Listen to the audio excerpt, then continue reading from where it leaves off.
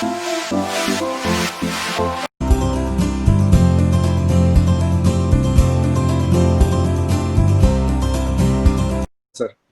So good morning, all the senior faculties, the moderators and the students. We are glad to once again welcome you for this 11th Regain program. It has been honor to have all the students here who are all exam going, and Microlabs is glad to support this initiative in association with Dr. A.K. Balaji and Gangaram Specialty Group of Doctors. So I request Dr. Balaji to introduce the moderator for the day and accordingly take the session forward. So over to you, Dr. Balaji. Yes, thank you, Mr. Raja. Good morning, everyone. At the outset, I would like to thank Microlab for arranging this and continuing with this bedside discussion. It has been very useful. And today we are in the 11th bedside discussion. And on behalf of Department of Nephrology, Sir Gangaram Hospital, I am very glad to welcome Professor Ravi Raju. T. Ravi Raju. He is head of Department of Nephrology at Apollo Hospital, Visakhapatnam. He is teacher to me as well as Dr. Ashwini Gupta. He is a alumnus of prestigious institute, postgraduate PGI Chandigarh, and we are fortunate to have been taught by him. And he is excellent teacher, very good clinician, and wonderful human being, and vast experience of as examiner of over 30 years. He is a medical advisor to National Board and policymaker, and he has been the as Vice Chancellor of the university. So with such a tremendous experience, it will be really a good feast for all the exam going students and good practice for them how to discuss the bedside discussion. The exam going student is Dr. Rashmi Yadav. She is a student, DNB student from Yashoda Hospital, Aurangabad. And she is a very active participant in all the bedside discussions. Over to Dr. T. Ravi Raju, sir. Good morning, Dr. Balram. Good morning, Dr. Ashwini Gupta. And good morning to all the students. And of course, Dr. Rashmi Yadav. So I think it is, in fact, an honor when Dr. Balla called me to do this clinic today. I am happy to do that. And I welcome you all for this program, and I ask Dr. Rashmi Yadav to present this case. Thank you, sir. My patient, 26-year-old male, Mr. X, is a resident of Vizag, is pursuing post-graduation in engineering, history given by self. He is a post-live related renal transplant in August 2019 and is presently admitted because of rising creatinine levels. My history dates back to January 2017 when he was 23 years old and he had presented with on and off headache of 1 to 2 months duration. This headache was global, intermittent, dull aching, not associated with any blurred vision, neurological weakness, vomiting, chest pain or shortness of breath. He also gives history.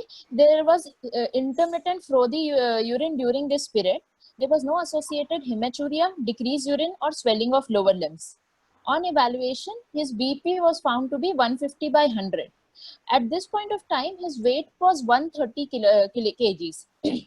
On direct questioning, he denied any history of any sweating, palpitations, sudden shortness of breath, change in appetite, cold intolerance, tremors or constipation. At this point of time, no blood or radiological tests were done for him, and he was started on one antihypertensive medication, the name of which he is not aware. He doesn't remember. Over the next 6 months, he had intermittent follow-up for uncontrolled BP. Otherwise, he was asymptomatic. In July 2017, for studying abroad, he underwent routine evaluation in which his urine test was done, and he was told that there is some blood in the urine. He is not aware if there was any protein loss. Other investigations were also done in which creatinine was told to be normal to him. Ultrasound was also done, which he was told that normal kidneys are there. Along with Doppler scan was done, which was told to be normal. BP at this point of time was also around 150 by 90, and that one antihypertensive drug he was continuing.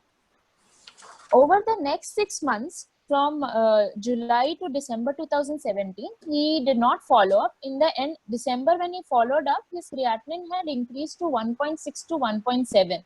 There was no any episodic hematuria or frothy urine at this point of time. Over next 1 month, that is January 2018, his creatinine further worsened, that is it increased to 2.4, and his BP got for BP also worsened, and he required 2 drugs to control his blood pressure. He was referred to a nephrologist at this point, which he deferred. From February to May 2018, he had intentional weight loss of around 15 to 20 kgs, and he took some protein supplements for the same. There was no history of any alternative medicine use. Urine output was, all this time his urine output was preserved from 1.2 to 1.5 liters per day. However, when he followed up in June, his creatinine had increased to 3.2. So for this, he got admitted in June 2018 in Hyderabad. On evaluation, he was told that his BP is uncontrolled and his potassium is high. So his old medication was stopped, and he was put on 3 new medications: prazosin, clinidipine, and metoprolol. Further evaluation was also done, and he was told that he has some protein loss. Quantification was also done, but the exact value he is not aware of. After the control of the blood pressure, an uneventful renal biopsy was done. At this point of time, Dr. Rashmi, so Yes, because sir. we have given a lot of history, normally Yes, sir. either in the examination or when we do the bedside, what I do is, at this point of time, with all the history available now, because now he has come to you with history of around 1.5 years, what Yes, is sir. your diagnosis basing on the history? And normally what I expect is you give me something like a syndromic diagnosis, and if possible, the morphological diagnosis basing on the history, if you can arrive at that, and if there are any possibilities of an etiology. So now we are hinting at doing a biopsy on him. So before doing the biopsy, we should have some clinical diagnosis at this stage, because you know the history, you have done the physical examination, and you have the basic investigations. Sir, first of all, he is a case of CKD. We have to decide whether it is CGN or CIN. So I would like to think on it's a glomerular disease. And in a glomerular disease, at this age, presenting with CKD, my differentials would be FSGS, IgA nephropathy, reflux nephropathy, Alport syndrome. So these 4 basic differentials I would like to keep. However, FSGS, the thing is, he is never presented with flank nephrotic syndrome. So the other differential which is high on the list is IgA nephropathy. He has hypertension, he has intermittent hematuria and proteinuria and renal dysfunction, so that could also be there. However, he does not get, the other differential was Alport, so sorry, reflux nephropathy. As such, he did not give any history of any recurrent UTIs in the past. So that I would like to see, sir. And you have mentioned several possibilities.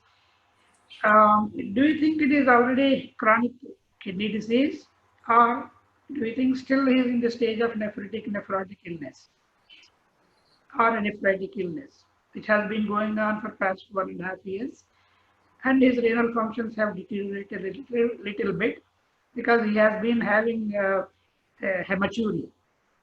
yes, sir. Sir, I would. What is high on your card? You said it is FSGS.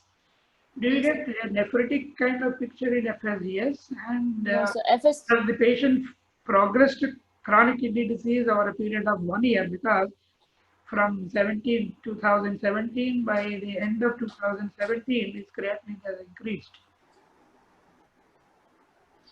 Sir, FSGS, I am not considering as first possibility. One is they will have nephrotic presentation at some point in their life, or any albumin. He was evaluated in July and he was never told any albumin, low albumin, or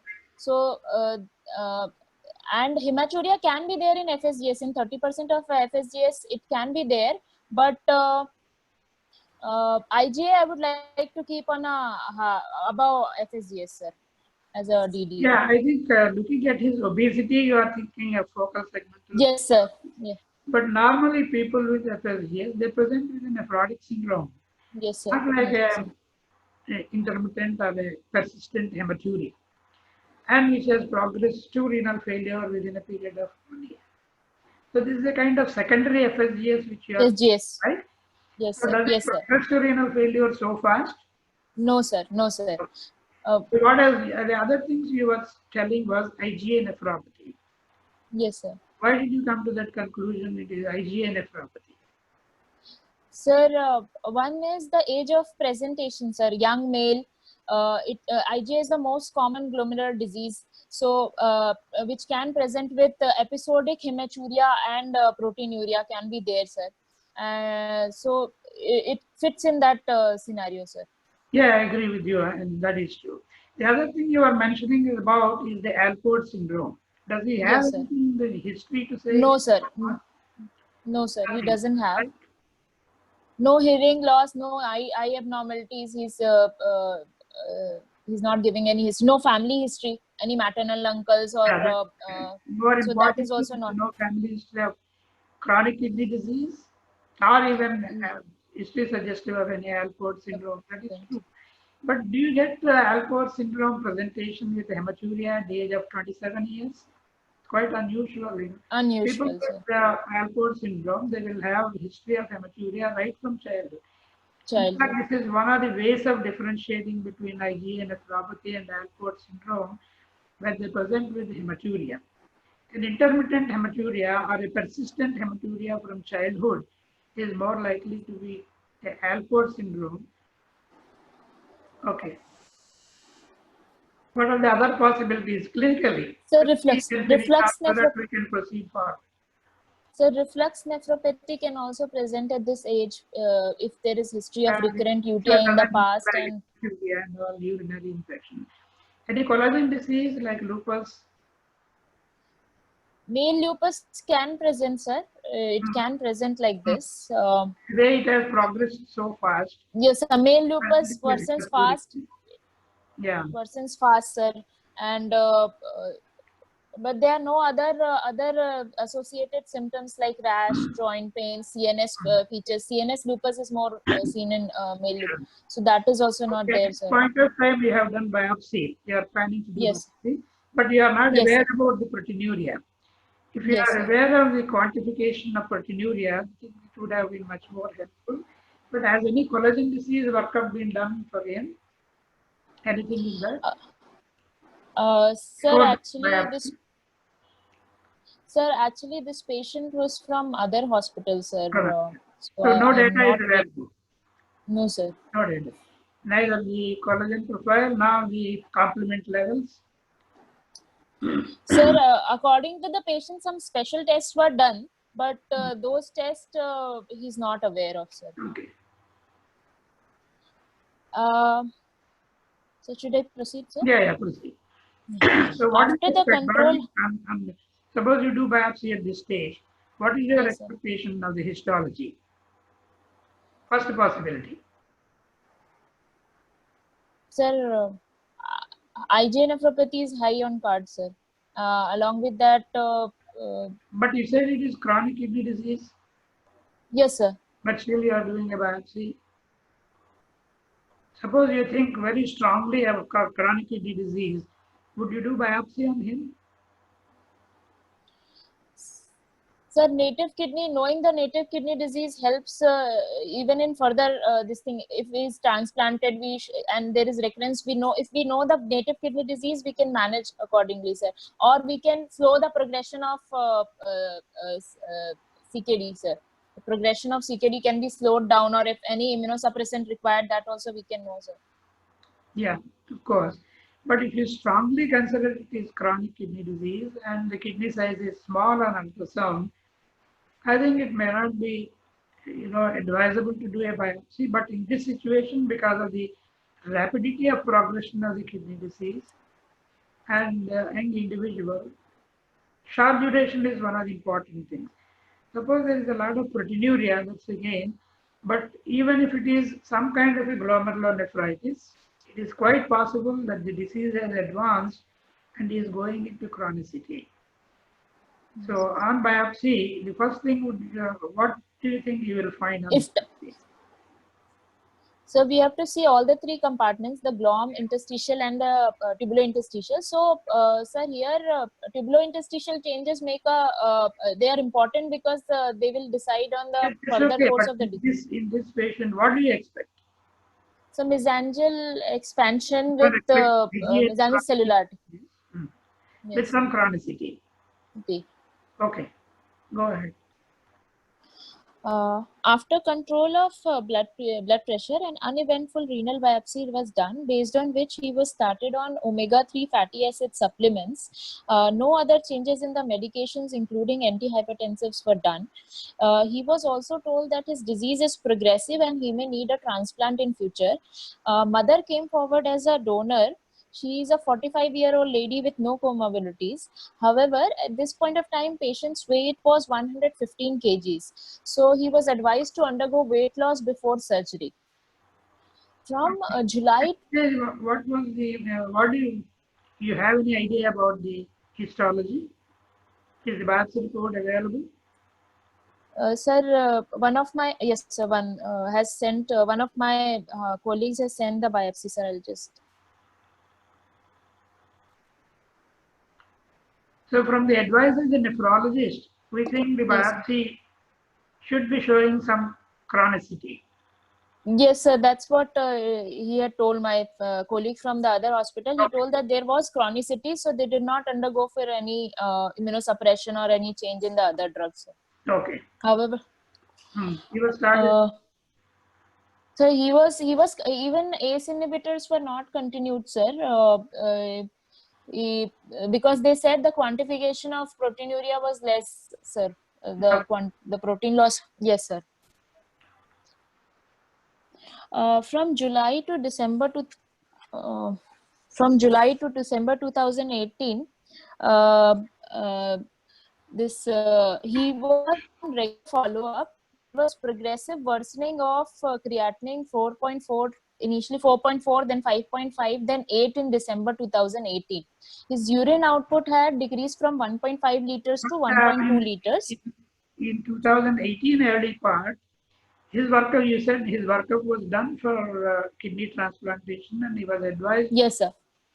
What do you think is the reason? Why did they advise kidney transplantation and his serum creatinine was only 4 milligrams and he had a good residual renal function in the form of good urine output? Sir, one is one reason which is this thing is his weight, sir. He is obese, sir. So obese patients have at high risk of wound infections, delayed graft failure, sir, and even obesity has a high risk of rejections. Obese patients have high risk Why of. was he advised early transplantation? He was advised at this point, sir. In June 2018, he was advised for preemptive transplant. Yeah, the this thing tenders also agreed. So only thing is weight was high, so he was advised to come back again, sir. So a weight reduction. What do you think weight reduction will help him in the outcome of the kidney transplantation? Sir, weight, one is, sir, initial part of the transplant, that is post transplant period, will be better, sir. Obese patients have more wound infections, more plus drug dosing will be different, sir. They will require higher doses of immunosuppressants. So that is there, and long complications are patients more in people. more, sir. His BMI. Surgery is prolonged. Do you have any idea about his BMI? Yes, sir. At present, when I check, sir, his BMI is 36.3, sir. At present. Okay. So, any BMI? Which category of obesity? Sir, Can you just quickly tell me what are the classes of obesity? Yes, sir. Quickly. Sir, obesity, so BMI internationally 18.5 to 24.9 is normal in the international standards. After that, 25 to 30 is the overweight. Then class 1 obesity is 30 to 35, class 2 is 35 to 40, and more than 40 is morbid obesity. In the Indian scenario, little change is there, sir. 18.5 to 23.5 is considered normal BMI for us. 23.5 to 24.9 is pre-obese, and overweight, and 25, about 25 is overweight for us, sir, for Yeah. Indian population. Considering all these things, they have advised him weight reduction before doing it.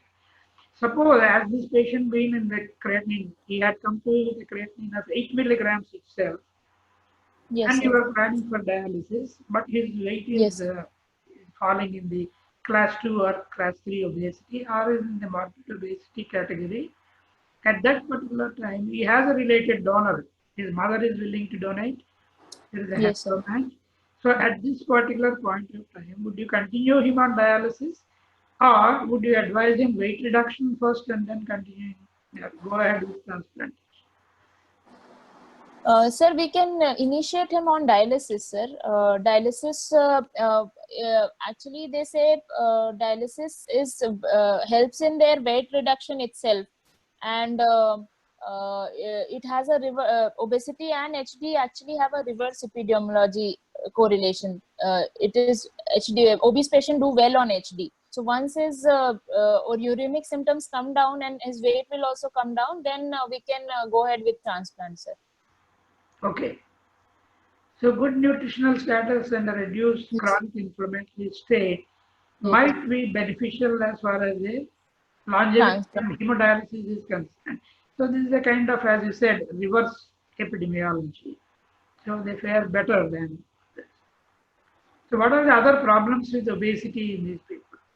Like coronary heart disease, hyperlipidemia. Yes, hyperlipidemia, coronary heart disease is there, sir.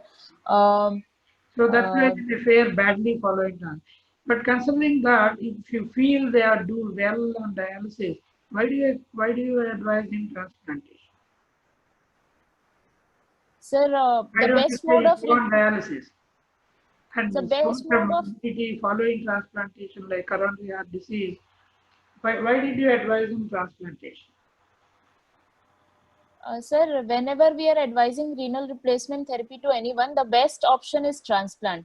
Overall survival is better, quality of life is better, sir, compared to HD or PD in any of the case, sir, whether obese or non-obese. The best mode of replacement is transplant. So that's why first we will offer transplant.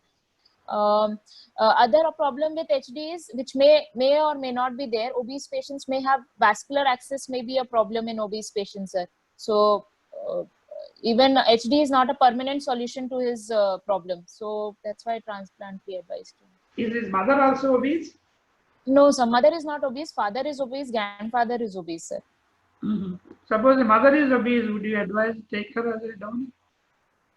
Sir, for a donor, if the BMI is more than 30, it is preferably relative contraindication, not absolute contraindication, because even the donor has a risk of ESRD in the future, hypertension and ESRD, if we take a obese donor, sir. Okay.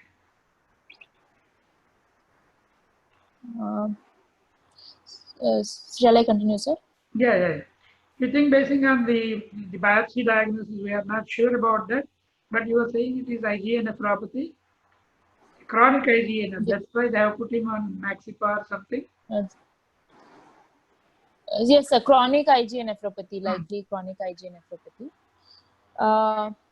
Do you think why do you think that he has progressed to renal failure so fast? Is it a natural thing in IgA nephropathy? Sir, People IgA develop kidney failure faster than others. Fast. Yes, sir. Sir, actually, there are three courses which a IgA patient can follow: a good prognosis, intermediate prognosis, or poor prognosis. So, whenever there is only asymptomatic proteinuria less than 1 gram, intermittent hematuria, BP is well controlled, they will have a good prognosis. So, over the next 10 to 20 years, the progression to ESRD is very less, sir. Whereas intermediate prognosis is for those who have proteinuria with uncontrolled hypertension. Slow progression to ESRD will be there. Whereas rapid progression can be seen in those who present with RPGN-like syndrome, who have crescentric IgA. They may be having crescentic. That is true. Yes, sir. And the histology is showing some chronic changes. Could this be Alport syndrome? Only thing is there is no family history. No family history, sir.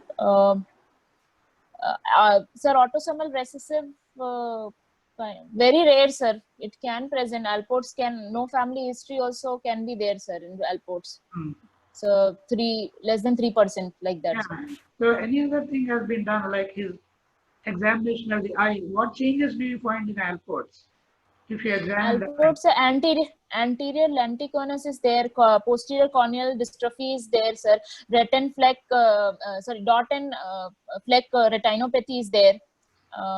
So these eye changes are there in the Alports patient, and we can do the audiometry where we'll have initially high frequency SNHL, and thereafter both high and low frequency SNHL can be found. Can you tell me any other diseases which you can identify by looking at the eye? This is one of those. Anterior lenticonus, yes, sir. we said, posterior subluxation of the lens will be there. Some retinal changes will be there. Yes. Similarly, can you tell me, by looking at the eyes, can you make out the diagnosis? Yes, sir. If young first or second decade child with corneal opacities are there, cystinosis we can think of, sir. If we see again young patient with ESRD having if we see in the retinitis pigmentosa, we can think of nephronophthisis, Sinner-Locken syndrome. Other than that, sir. Suppose there is retinitis pigmentosa. Yes, sir. Sir, nephronophthisis, sir. Nephronophthisis, Sinner-Locken syndrome can be seen. Anything else? Patient has polydactyly and there is retinitis. Sir, Bardet-Biedl syndrome, sir. Yeah, I know. Very good. Obese patient, polydactyly, renal dysfunction, little bit of mental retardation. They can have Bardet-Biedl syndrome, sir. Okay. And this is unlikely to be done. And there is sensorineural deafness. I don't think they have tested for that. Any audiometry? Sir, he did. Him? No, sir, the patient did not no give any. deafness on your physical examination. Okay, go ahead. Sir, in December 2018, he was advised for initiation of RRT. He was given an option of HD or PD. The patient chose peritoneal dialysis. A PD catheter was inserted, and after 2 weeks of break-in period, automated peritoneal dialysis was started. So he used to undergo 10 hours of nocturnal intermittent peritoneal dialysis, 5 cycles in the night. He used to use 2 bags of 5 liters, 1.5% dextrose concentration. With this, his ultrafiltrate was 1.2 liters. Thereafter, after 1 or 2 months, his residual urine further decreased to 800 ml per day. So his concentration of the bags were changed. One bag was of 1.5% dextrose and second was of 2.5% dextrose. With this, was this done in your hospital or some other hospital? Other hospitals, sir. Okay, he has not come to you even at this stage. No, sir. So when you have so many details about that, why you don't have details about the histology and the first biopsy? Anyway, why I am asking that is that will help you in subsequent course of illness, especially regarding the recurrence of the glomerular disease. So if you have no clue about that. Sir, my colleagues told it is chronic IgA nephropathy with interstitial Yes, sir. He told that, sir. Okay. Sir, thereafter it was changed to 1.5% dextrose and 2.5% dextrose. With that, his UF was 1.5 to 1.6 liters per day. Initially, for 1 month of APD, he had pain during the filling and the draining period, but thereafter it resolved spontaneously. He underwent PET test in May 2019 and no change in the PD prescription was done based on this test. He total dialysis vintage was of 8 months before transplant, where there was no episode of any cloudy effluent, pain abdomen or fever. However, he had 2-3 times boils around the PD exit site, which was managed with local topical antibiotics. There is no history of during this period of dialysis, he was vaccinated for hepatitis B. There is no history of any blood transfusion or EPO requirement. And his residual urine output remained around 800 ml per day. Okay. In July. Why was he started on PD? Of course, that was not your decision. but the earlier never. Was it the decision of the preference of the patient, or was it preference of the nephrologist?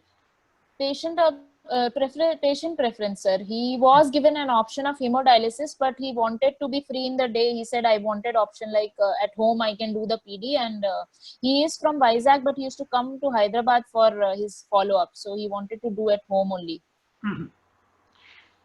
So given an opportunity, suppose the patient has come to you at that particular point of time for renal replacement therapy, could you have advised him hemodialysis or a peritoneal dialysis? Sir, hemodialysis, I would have advised. This thing is there with PD. Although he did well on PD technique may fail in obese patients. Plus, they may also develop metabolic abnormalities like hyperglycemia, hyperlipidemia. Plus, they may also have weight gain. Almost 7 to 8% of weight gain may also be there. Already, we want to reduce weight in this patient. So, considering, and they may have increased rate of peritonitis. So considering all these risk factors, I would have advised for a hemodialysis, but it's a patient preference and he did well. So you continue him. Yes, sir.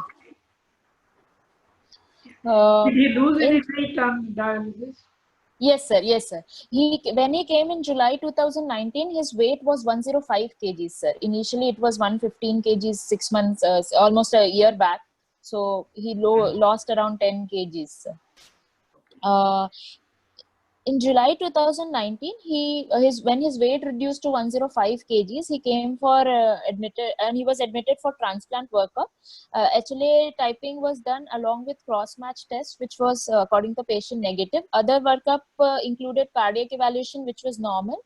And he told that, especially he was told about his CMV status, and he was told that he is negative while his mother is positive. So the risks and consequences of such a condition was explained to him.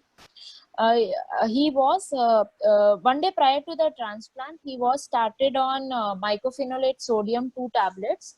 On 22nd of August 2019, he underwent live-related ABO-compatible transplant.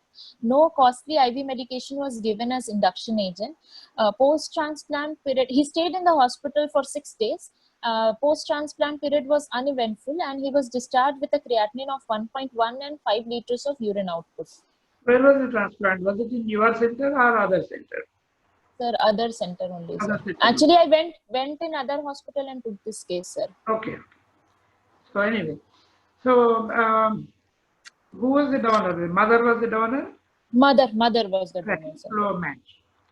Yes, sir. So what were the other tests they have done before doing a transplant? Sir, mother was the only donor, or father was not? So father was obese. Both were B positive. Mother was B positive. Child was B positive, and this father was O positive. But father was obese and he had diabetes as well as hypertension, so he was not considered for. Okay. Suppose father had no other problem, and he was equally fit as the mother. Would you like to take the mother or the father as the donor? Who do you prefer? Sir, male donor is preferred because of high nephron mass. Any other reasons? How many children the mother has? Mother has 2 children. He's the second born, sir. He's the second born. How many? Two pregnant.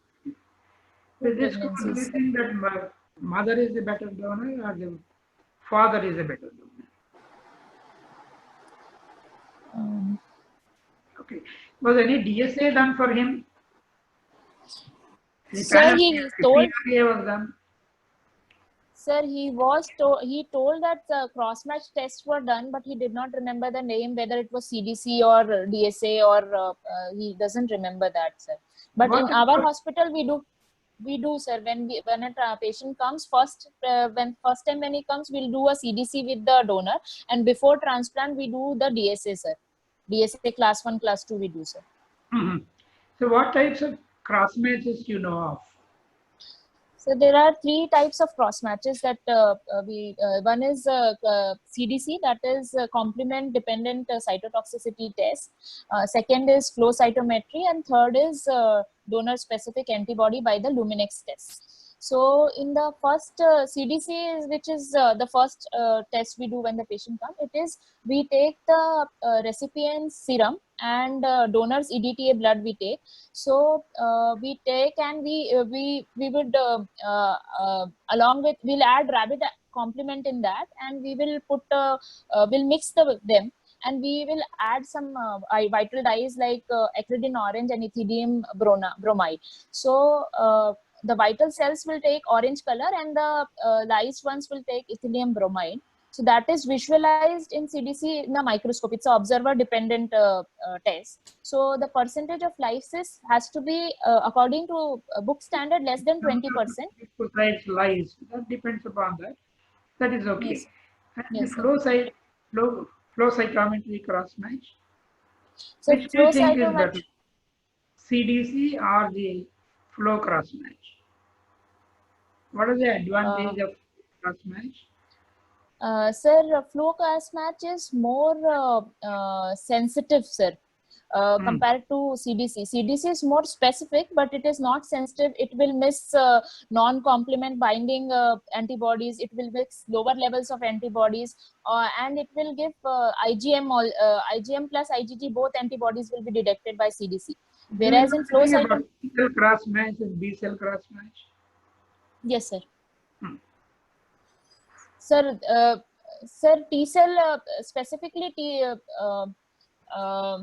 class, if T cell cross match is positive, both class 1 and class 2 antibodies are present, but B cell is positive, then class 2 is more antibodies are present, sir. So that, sir, we can get in CDC as well as in flow cytometry also. Like T cell specifically, T cell CDC or B cell CDC also we can get. In our hospital we get that, sir. So what about the solid phase assay or the Luminex cross match?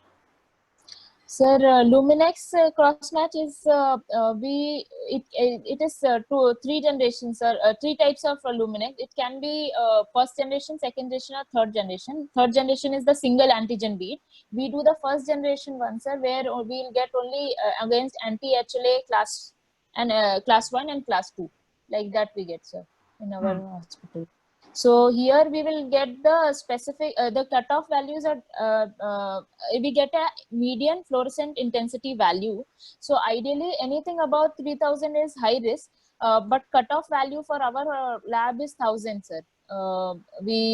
More than 1000 is considered positive and less than 1000 is considered negative. Okay. What is virtual cross match? So virtual cross matches, if like it is done in mainly in the US transplant program, where they will put HLA of a typing of a recipient is done, and we will select that these are non-acceptable HLAs. So that is there, and whenever a donor comes, we will take that take that HLA and PR antibody levels of the recipient, and virtually it will be cross match, sir. So No, not virtually cross match. See, this you understand. It is not like being done in USA or India. It can be done anywhere. If you have a facility for single antigen bead assay, yes, sir. you can always do a virtual cross. Cross match. So, but you should have the donor ready. If you have the Yes, donor, sir. then you cross match with the standard antigens which are available on the panel, all the HLAs. So you look for the antibodies against which HLA antigen are there in the donor. So you know that already. So Yes, once sir. we have the recipient, once we have the donor, you do it with the patient recipient. And when the donor comes, then you should have the facility to do this test immediately. You should have access to that. That is the bottleneck in our country. So when you have that, you also look for antibodies in the individual. And then if you have the antigen, same antigen in the recipient, then you will not be doing transplant. So this is a virtual kind of a this is what is called virtual cross match. So you know beforehand whether the recipient is likely to react to the donor HLA antigen, so that you can avoid it. But what we do, what do you mean by the Luminex cross match which you are doing in your hospital?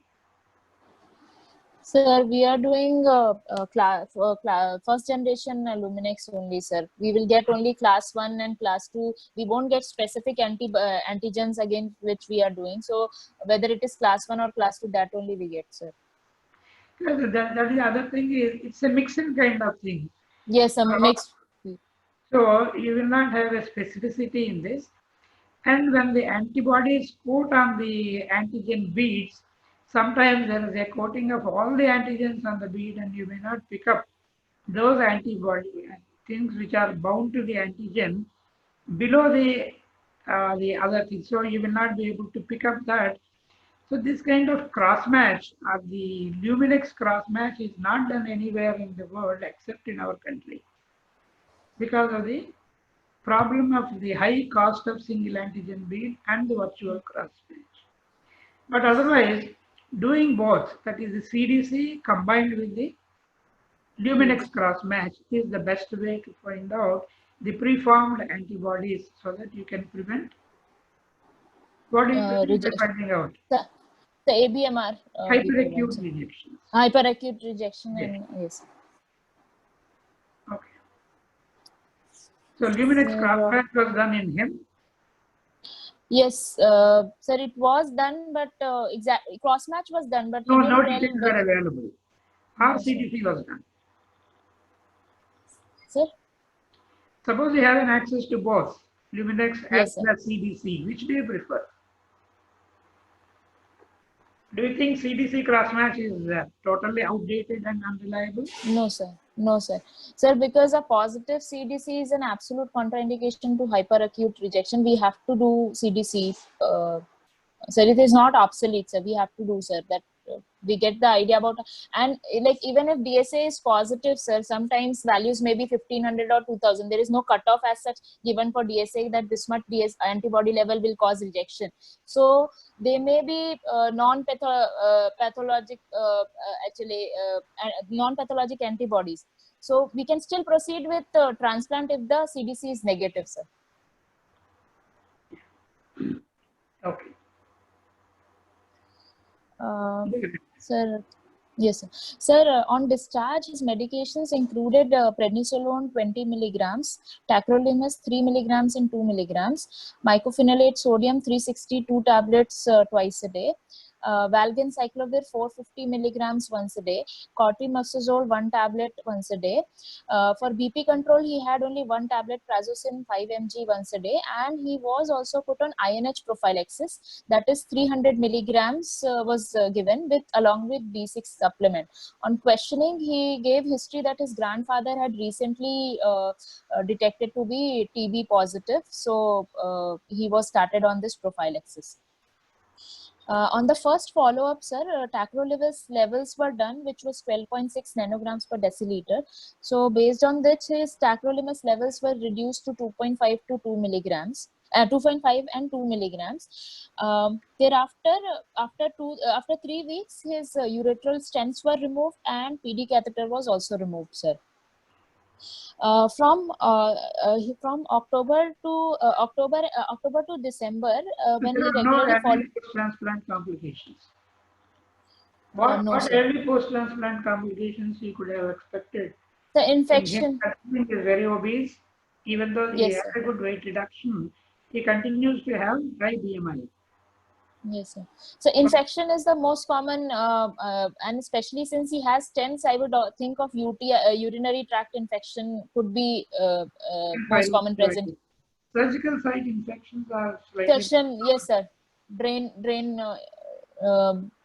Surgical drain infection can be also there during the post-transplant period, sir, when he was hospitalized. So that was uneventful for him, sir. Any other changes in the surgical management you could, or the type of surgery you would like to do in this who are very obese? Sir, Considering the Sir, you have an access to all types of so surgical robotic, techniques and the surgeons are acquainted with that. Do you advise sir, a routine kind of surgery or any other surgery in obese people? so we have some experience with robotic transplant surgeries on these patients. We have 3 to 4 cases like that, sir. Do you But think robotic surgery is superior in these people, obese people? sir, actually it was tried for obese patient because they'll have less wound complications, but somehow we had mixed results. One of the patient had DGF and he required, because of the prolonged surgery, he underwent DGF and he required dialysis also. So we have stopped doing that. We had 4 to 5 robotic transplants in obese patient, but Is DGF more common in obese people?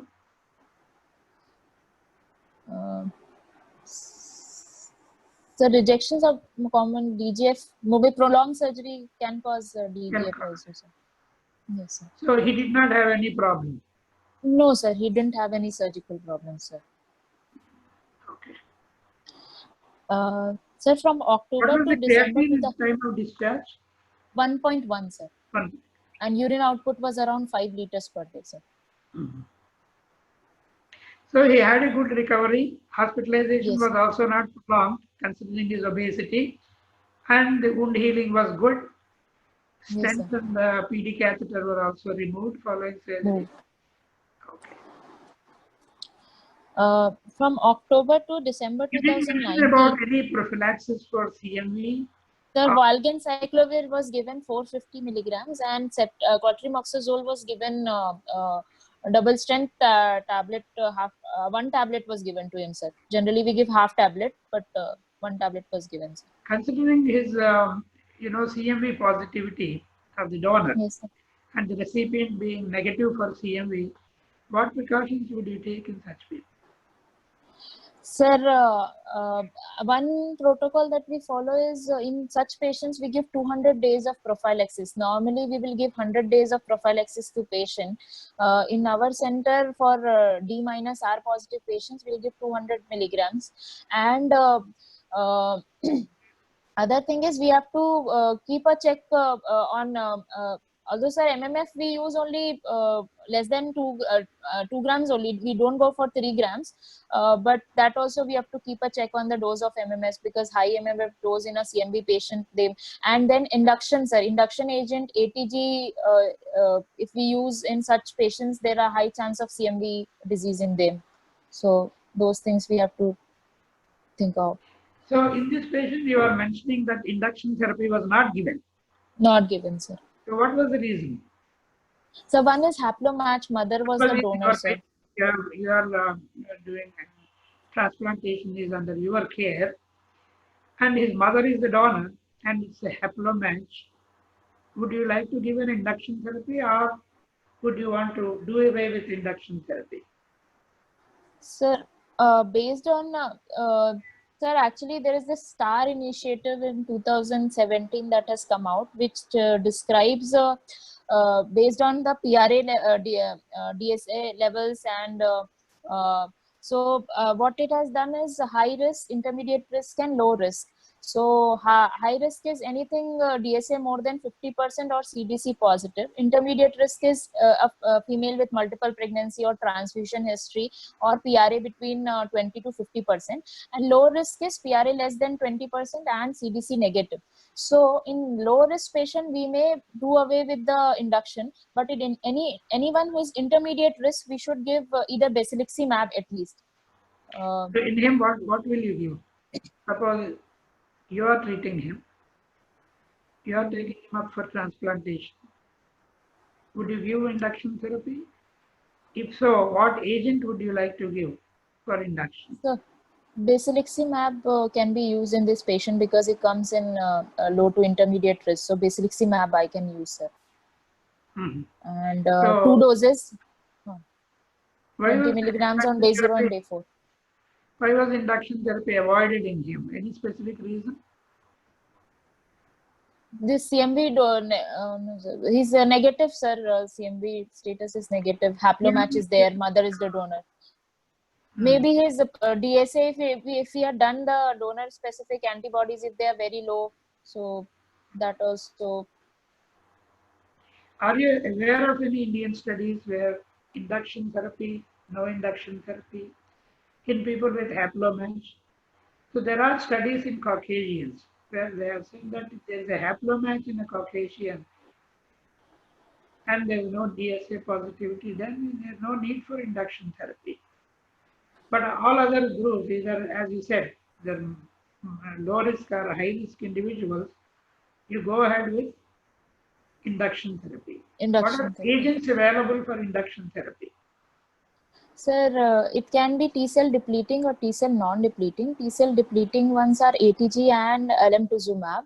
And in the older days, OPT3 and ALG was also there. And non-depleting ones are basiliximab and daclizumab, sir.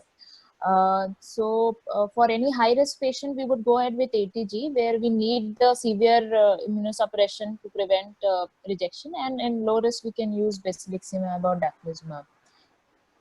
So now daclizumab is also not available. How do you give ATG? Sir, ATG, the dose which we use is 3 milligrams per kg, sir. There are various protocols, but we use on day 0 and day 2, sir. POD2 we use 1.5 mg per kg. So we will take like 25 mg bottles are there, sir. So we'll take 300 ml of normal saline. First we add one bottle. Intraoperative and postoperative. Yes, sir. We start just before the patient is getting shifted to OT. That time we will start, sir. Initially, the rate is 15 ml per hour, and gradually we will increase the rate to 50 ml per hour. What is the advantage of giving induction therapy? What kind sir, of infections are prevented if you give induction therapy? Sorry, sir. What is prevented, sir? Rejections are prevented if you give induction therapy. Sir, generally T cell rejections are prevented, sir. And the other thing is, sir, like if the patient unfortunately if he goes for DGF, where we cannot add tacrolimus and other immunosuppressants, so we have the liberty of we have the cover of ATG to manage that short period, and thereafter we can add the other immunosuppressants. Other thing with ATG is the antibody mediated rejection. Induction therapy.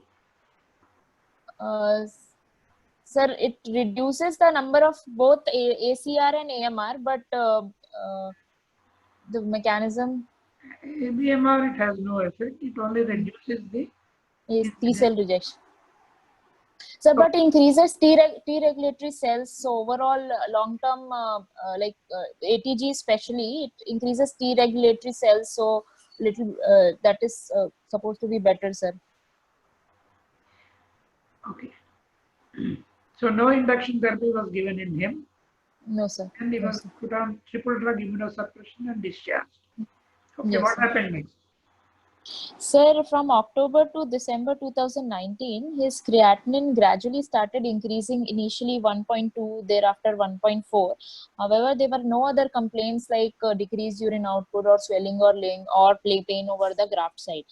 His BP became a little uncontrolled, and he was put on 3 drugs now for control of his BP, clinidipine, nebivolol, and prazosin. In January, when he further had his increase in creatinine, on follow-up, he had increase in creatinine to 1.6. Tacrolimus levels were repeated, and it was 9.7 nanograms per deciliter that time. So his doctor at the hometown, he stopped tacrolimus, sir, and he changed to everolimus 0.5 milligrams once a day. Despite that, his creatinine kept rising, sir. So he came to us in the first week of February 2020, where his creatinine was around 1.8, urine output was 4 liters. There were no other complaints. So a Doppler scan of the allograft was done, which was told to be normal, and then uneventful allograft biopsy was done. Based on the biopsy, he was told that he has acute rejection. So at this stage, it's around 3 to 4 months, right? Following yes, transplant. 6 months. Yes, almost 5 months. August he was transplanted. Yeah. So how do you with the complications following transplantation. So early, immediate transplant complications and early, let us say during the first 1 week, and subsequently 1 to 3 months or even beyond 3 months complications. So this falls into the group of beyond 1 month or 1 to 5 months, around 5 months complication. So at that particular point of time, what are the complications you expect when the creatinine increases? Would you jump at him and do a graft kidney biopsy? Or would you like to look for any other things before doing a graft Sir, biopsy? Sir, this is the period where opportunistic infections are quite common in our transplant patient. So, like especially since he is a CMV negative candidate, CMV itself or even BK virus can also present with rise in creatinine and no other symptoms can be there. So, for this, when the patient comes first, we will look for TLC counts or other whole complete blood panel. We will see if there is associated leukopenia, thrombocytopenia, and then we'll go ahead and do a CMV PCR also in this patient. That will give us an idea like whether he has a CMV. So the treatment of CMV is this thing, reduction in immunosuppression, whereas if it is a rejection, we have to give the immunosuppression. So that decision has to be taken, sir. Yeah, And that is true. But as you say, once you have a high creatinine, roughly when he comes at around 3 months or 5 months post-transplant, and he was doing extremely well following transplantation. His creatinine was around 1.1 milligram till recently. And then you expect several complications at this stage. Mainly you expect complication depending upon the timing of transplantation and yes, the sir. patient presents to you. For example, during the first 1 week, you may think this is because of some graft Surgical. arterial thrombosis or a graft venous thrombosis or some obstruction or a urinary leak and obstruction, certain things like that. But at this point of time, you don't think about that. But there are a few things you have to think about. One is there any possibility of a drug-induced Yes, drug toxicity. or Yes, a pyelonephritis severely, because he was on stents and all those things for quite some time. So is there any possibility of infection? That you can easily rule it out. yes. But before doing the biopsy, what is the other important test you would like to do? You said you have done the We have just changed you the have adjusted medication, the sir. tachyphylaxis. So he is not getting too much of tacrolimus, and over immunosuppression is not there. That is true because calcineurin inhibitors at this point of time, they are likely to produce nephrotoxicity. Toxicity. So they may be the reason for high levels of serum creatinine, a marginal elevation of serum creatinine, more than 25% from the baseline level of serum creatinine. It is true that you have checked the TAC level, though TAC level itself will not tell you that this is not due to tacrolimus toxicity. Yes, To understand that. So there is no absolute level of tacrolimus in the blood which is known to be non-toxic to the kidney and above which it is toxic to the kidney. But still you would like to maintain it at the standard level 5. at that particular point of time so that you try to eliminate the CNI toxicity. And anything else, you have excluded the infections, pyelonephritis, and possibly a drug-related acute interstitial nephritis also, because he is not receiving any new drugs. Yes. So what other tests would you like to do before doing So biopsy? DSA can be done if prior to transplant, if DSA levels were high, then there is a chance of antibody mediated rejection also. That can be done. And The simple and important test you have to do is the ultrasound scan and the Doppler study. the blood RI index we will see, sir, in that. See, that is very established within a flow. By 3 to 5 months, the other possibility is a graft arterial stenosis, sir. So first thing you have to do, after of course excluding the other common things like infection and interstitial nephritis, clinically, and also looking for the TAC levels, you should do an ultrasound scan and a Doppler study. Though you don't have classical changes on ultrasound which will confirm or exclude the acute rejection, acute graft rejection. That's an important thing that you may have some idea about the vascular flow. So what do you expect in him? Creatinine has increased at 5-month period. No other reason, apparent reason for that. You have done an ultrasound scan. What changes do you expect in him? The other things you have to look for are, is there any obstruction? Yes. A lymphocyte? Lymphocyte or you don't know. Ureteric stenosis can also be there, sir. So, sir, in the Doppler scan, we will look for RI scan, RI ratio, resistivity index, sir, which is, Yes. we will see the peak systolic muscle minus diastolic volume upon peak systolic volume. So, that is, sorry, velocity, that if it is more than 8, it is abnormal. So, or it says that there is resistance to the flow. It could be rejection also, it could be interstitial edema also. So, Yeah, several then, diseases will produce a rise in the resistive index. Even acute tubular necrosis can do that. Acute pyelonephritis can do that. Acute rejection can do that. All can these do things. that. But you can also make out on the Doppler scan, you can also suspect renal arterial Stenosis can. If the So this PSV is renal more than arterial- 200, Yeah, this can occur because of surgical issues. And also, if you have any strong suspicion about the renal artery stenosis, you may have to do an MRI angio. MRA, angio, yes, sir. So the management and the therapy that is totally different. Suppose you, without doing this, you do a kidney biopsy, you may find some changes. People do report a lot of changes whenever you send a biopsy. So that may totally mislead you, and you may end up giving anti-rejection therapy simply because there are a few cells infiltrating the interstitium and some changes from the tubules. Because you depend upon the pathologist to confirm or exclude rejection. There is no other way short of that. So there are no other markers at present for us to either confirm or exclude rejection. So before that, doing an ultrasound scan, looking for the vascularity, excluding the renal artery stenosis, these are very important. And also at this time, you may have BK virus infection also. That might Yes, lead to ureteric stricture, ureteric obstructions, which might lead to a hydronephrotic change. So this is important so that you can specifically look for BK virus nephropathy on a biopsy specimen.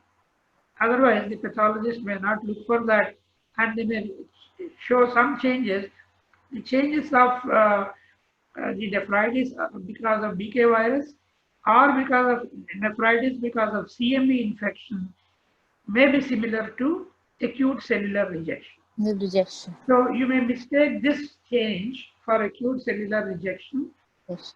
for which the therapy is diagnostically opposite. Opposite. You reduce immunosuppression for BK virus, you reduce immunosuppression and also you adjust the doses for CMV. You give anti-CMV therapy for those people, whereas for rejection, you increase the step up the dose and you use certain drugs which might predispose them for CMV infection. So this is another important thing you have to remember. Don't blindly go by the biopsy report. Simply because the histology shows that, you cannot depend upon that. So you have done biopsy in him. Suppose you haven't access to any other therapy, any other mode of diagnostic facility. What diagnostics are you anticipating in near future? Are certain things which are already available in some Western countries to diagnose acute rejection short of biopsy. Whatever is So said and done, biopsy is an invasive procedure. Yes, So however carefully you may be doing biopsy, you might have certain complications. These complications may be very minimal in the form of mild hematuria, or sometimes they may be very severe complications which might end up in nephrectomy. So a biopsy is an invasive procedure by any means.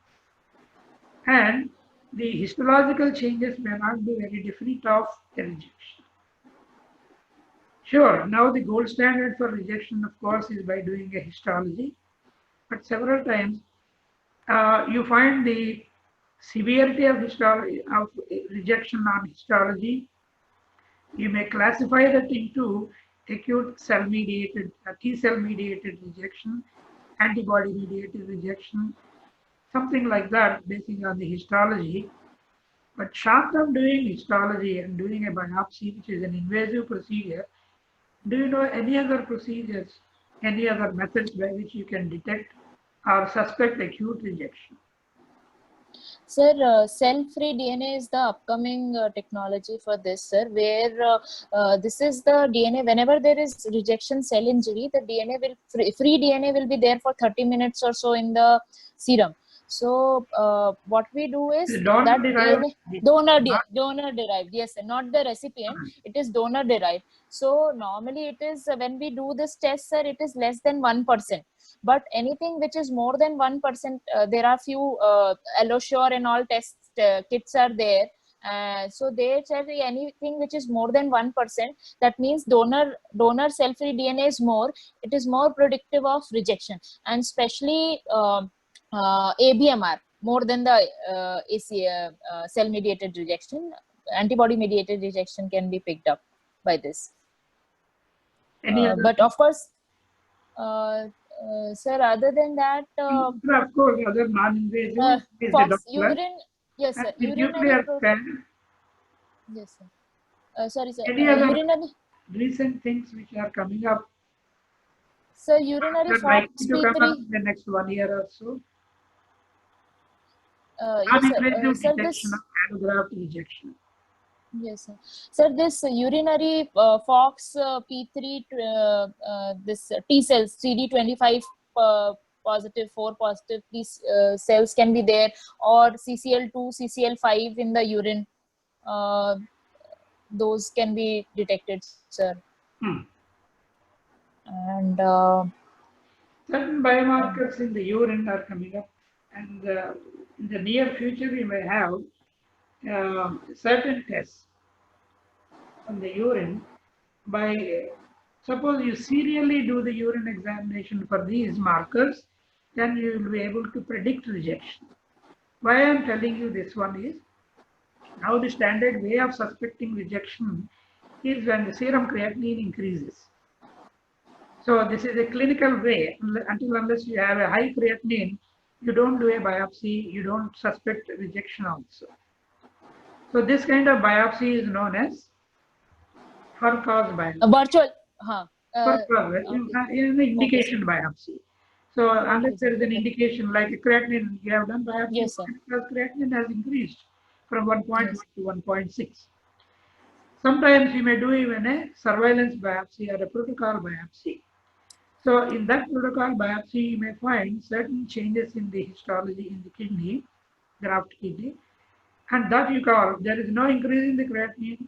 You find cellular changes in the kidney only because of the surveillance biopsy which you have done on the protocol biopsy. So this is what is known as subclinical rejection, subclinical rejection. So subclinical rejections are known to decrease the graft survival over a period of time. CN also. Though we are not very sure whether subclinical rejections have to be treated by giving the standard immunosuppression like methylprednisolone or ATG or whatever it is. But people do adjust the doses of immunosuppression. You augment the immunosuppressive therapy once you find a subclinical rejection. But generally we don't do protocol biopsies unless you are doing some drug trial or some other purpose. So you do only the indication biopsies. But before doing a biopsy, certain molecular changes will be happening in the kidney. So you understand this concept. So molecular changes are the initial changes. Molecular perturbation inside the kidney, where the rejection process already starts. It is followed by histological changes in the form of infiltration of the graft kidney by either lymphocytes, T lymphocytes, or B lymphocytes, or plasma cells, whatever it is. Or there may be changes in the vasculature of the kidney. So there may be necrosis, tissue damage. This is the second stage. And the next stage will be and elevation of creatinine.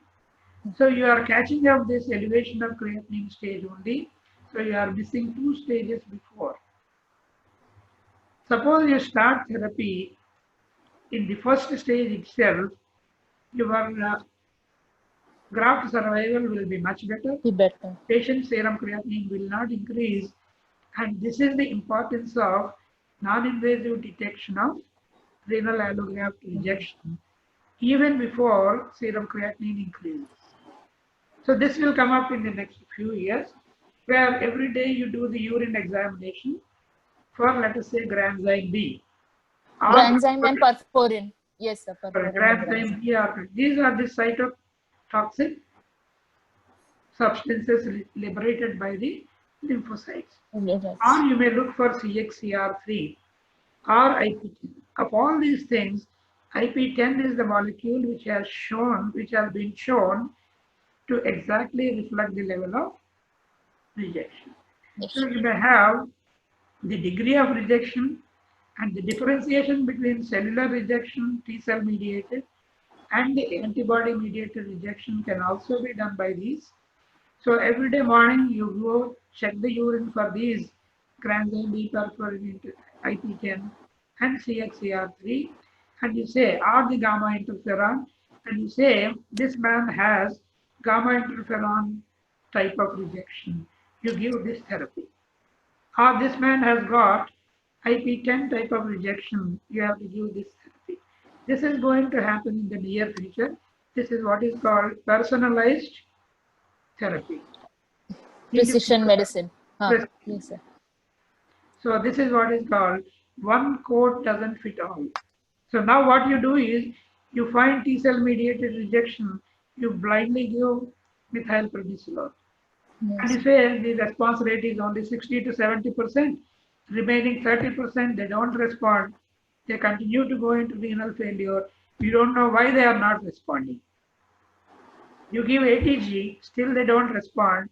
And ultimately what you say is, okay, well, anti-rejection, if you have acute rejection, you give all kinds of anti-rejections, only 60% respond, remaining 30 to 40% they don't respond, they go into chronicity. So we don't know what's happening. So the mechanistic reasons for acute rejection or the antibody-mediated rejections are not known. That is the reason why this patient has gone into, he has been treated with methylprednisolone. 3 months later or 1 month later, he had one more rejection. Yes, sir. And he received ATG. So Yes, why sir. these people are not responding, why some people are responding? We have no answer for that. Okay. Sir, this in February first week 2020, he underwent an uneventful allograft biopsy, and he was told that he has acute rejection, for which he was treated with IV methylprednisolone pulse of 3 days duration, along with oral steroids.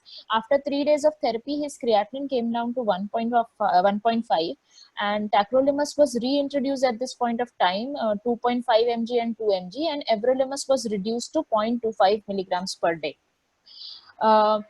Almost 1 month later, in first week of March, he again came back with history of cough with minimal expectoration and bloody streak in the sputum. There was no associated fever, running nose, chest pain, shortness of breath, no weight loss or decreased appetite. He was admitted. Creatinine at this point of time had increased to again 1.9. His urine output was preserved to 4 liters per day. He underwent this tacrolimus drug levels again, which was 5.87 5.9 nanograms per deciliters. No changes in the drugs was done. Blood counts was done, which was normal. Even CT chest was done, which was normal. So despite, he was treated with some antibiotics and IV fluids for 5 days. Despite that, when the creatinine did not improve, he underwent a second uneventful allograft biopsy on 6th of March 2020. And based on the biopsy report, he was told again he has rejection, and he was given 1 dose of ATG on 7th of March. Creatinine post ATG is awaited, and presently patient is asymptomatic. Okay. What do you do? Because time is not much. So what has happened during the first biopsy and the second biopsy? So What kind one, of rejection do you expect? it looks like T cell rejection because we have treated with steroid pulse, and since the first rejection they have treated only with steroid pulse, so I would expect a lower grade of T cell rejection, mostly grade 1 only. So I 1A or 1. about BAMS criteria and all that Yes, classification yes, you sir. know very well. So probably he had a milder variety of T cell mediated rejection. Rejection.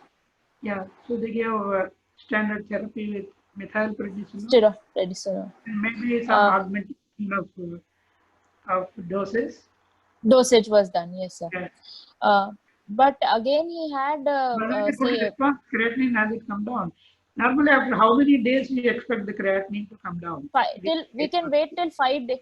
We can wait till 5 days for response, sir. If there is no response till 5 days, that means it is going towards resistant, and we have to either add ATG or do a repeat biopsy. Whether it is a TCR with ABMR, we have to check. We have to go ahead and do the biopsy after Or 5 if days. there are Then, any chronic, one of the reasons for non-response is chronic changes on the biopsy. So if you have interstitial fibrosis and tubular atrophy, people may not respond. So if you keep on giving anti-rejection therapy, they may end up in some other problem. no problems. So doing a second biopsy may be good, but at least you wait for 5 to 7 days because the response might come even up to 5 days. 5 days. Also. So this man responded well. He responded initially, sir.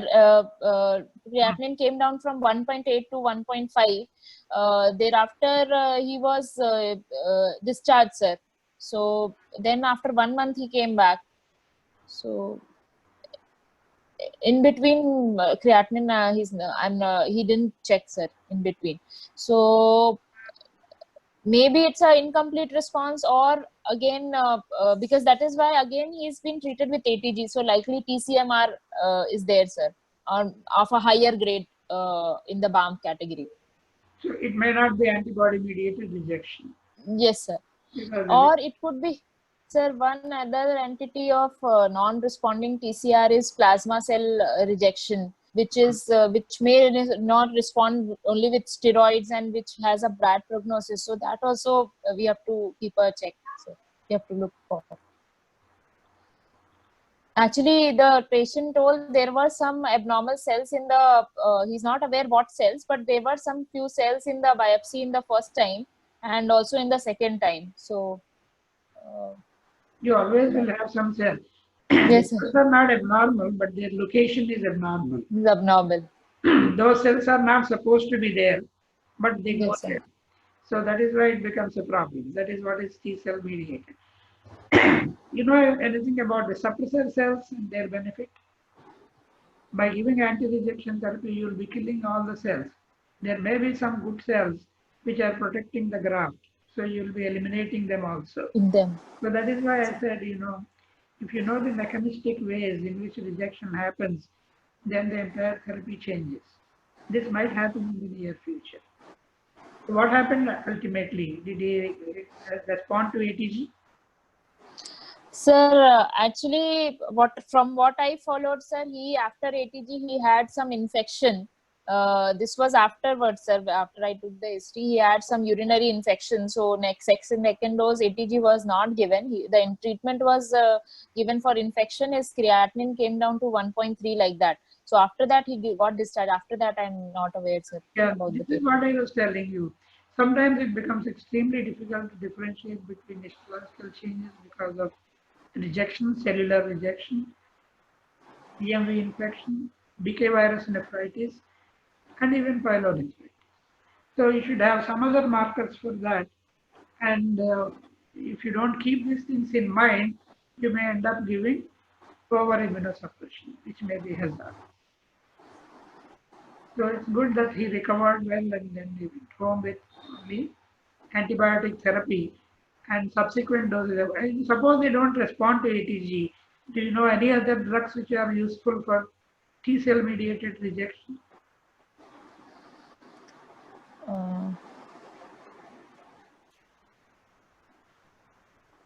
Apart from methylprednisolone and ATG. Mhm. Alemtuzumab, Yes, sir. Alemtuzumab can be tried, sir. Yes. what is that? Sir, it is anti-CD52, sir. It was initially it was there for transplant, but now it is used for this multiple sclerosis. It is used for that. So it is. It also has a T cell depleting action, sir, but it does not help in T regulatory cell increase in T regulatory cell or long term rejection risk is not this thing. But alemtuzumab can be given in resistant T cell rejection, sir. Suppose there is a combined T cell mediated and antibody mediated rejection, which can happen. Yes, sir. Now, those people who don't respond to steroids alone, you may combine methylprednisolone with ATG. ATG. Together. You give methylprednisolone followed by ATG. What is the dose up to which you can give ATG? Sir, again 1.5 milligrams per kg for 7 to 14 days they have told, sir, we can give, but maximum 10 beyond 10 grams we should not go, sir. 10 milligrams. Okay. Ultimately, summing up, what is your impression about the patient? You think he will have a good survival, graft survival? Considering Sir, 2 rejections during the first 6 to 8 months. What does it sir, so there are two things, sir. One is this Hariharan hypothesis, they say, sir, in which if till 6 months, if your creatinine is less than 1.5, long-term survival is good. But if it is more than 1.6, long-term survival is not good. One is that. Second is the return of creatinine to baseline. Like if in acute T cell mediated rejection, if the creatinine comes within 20% of the baseline, then or normalizes, it does not have a long-term effect. But if the creatinine does not come to the baseline, it will affect the long-term outcome, sir. But whatever it is, the rejection is always detrimental. It reduces the long-term survival, even the subclinical rejection. So that's why we could reduce the incidences of rejection during the last 15-20 years because of CNIs. But still the long-term graft survival has not been affected much. It continues to be low. Yes, sir. Okay, Dr. Bala, I think she has done an excellent job. I congratulate her. She has answered, she has presented the case very well. She has good understanding and she has answered almost all my questions, and there is nothing much left for me to discuss. And I congratulate Dr. Lakshmi Yadav, and also I congratulate her guide and mentor, Dr. Urmila Anand. Thank you, sir. It was a great learning experience. Thank So you. wish you all the best. And Thank you, sir. Thank you, Dr. It will be Raju. a walkthrough for you in the examination. There's no problem. And I congratulate Dr. Balla for considering the whole idea, training all the DNV candidates across the country, not only his own candidates in Gangaram. He's taking interest in all the DNV candidates, and maybe maybe the DM candidates are also participating in Yes, that. yes. And I'm very happy and thankful to him for the opportunity he has given to me, and also for the service he's doing in spite of his very busy schedule. He's spending so much of time every Monday morning during this COVID period and doing this academic activity. And I thank the microlabs also for the wonderful activity they have done. It's a very good thing. You are helping the student community at large, and also you are giving a chance for all the teachers to express themselves, and we have an opportunity to face all the students across the country. Thank you very much. Thank you very much, sir. I hope you enjoyed my discussion. Thank you, Dr. Raviraju, sir. They were for your very kind words you have from a teacher and a guide to a student. This is really thanks a lot for you. In spite of your busy schedule, you agreed to my request and you could spare your time on Monday morning. And we thank the Micro Lab for arranging this. And Dr. Rashmi Yadav, you have done well. You have got excellent compliments from your teacher and examiner. You should be happy now. Continue your hard work. Thank you, sir. Thank you, sir. Sir's word is very kind, sir. Even if I'm not performed that well, sir has been very kind. He has been a good examiner to me. This is a seasoned examiner, experienced examiner. He will make the candidate comfortable. Sir. Okay, so I mean, yes, sir. Today's bedside was a totally different bedside. This is the first time all these questions have been asked about the immunology of transplant, rejection. These things are usually not discussed in a bedside, and these you will not learn from books. So yes, sir. Yes, sir. Very bedside for everybody. There were 280 registrations, 110, 112 were on direct, the rest were on YouTube. And sir, for your information, all these are recorded and these are available to all the students. So, Mr. Raja? Yes, sir. Sir, there was a query from one of the student, Abhishek, about the exam. When would be our exam? Some words on the exams. So yes, we can sir just. Has already told. He can repeat. Yeah. So the exam is most probably will be in September. So they have started all the examinations in July. Now broad specialties and some super specialties are going on. They will continue in August, and nephrology will be in September. Perfect, sir. Perfect. So thank you very much, sir. Thank you very much. It's a great, indeed, a great pleasure to have Dr. T. Ravi Raju with us today as a guest faculty. And I'm sure from the senior most faculty like you, sir, the entire students community would have greatly benefited.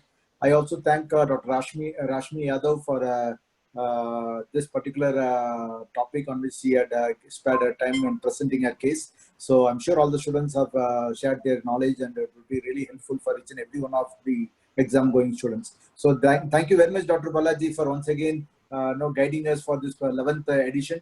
And I'm sure all the students are staying connected, and probably another 2 months from now, the entire exam going students would be absolutely ready with this program. So our whole objective of Microlabs is to best support this initiative on an ongoing basis. Therefore, the continuous not only third years, even the next second year and first year also will get benefited in the days to come. So thank you very much, one and all, and Dr. Rashmi, for your time and for this wonderful session. Thank you, sir. Have a good day. Thank you. Thank you very much. Thank you. Thank you, sir. Thank you, Ravi, sir. Thank you, Bhala, sir. Thank you.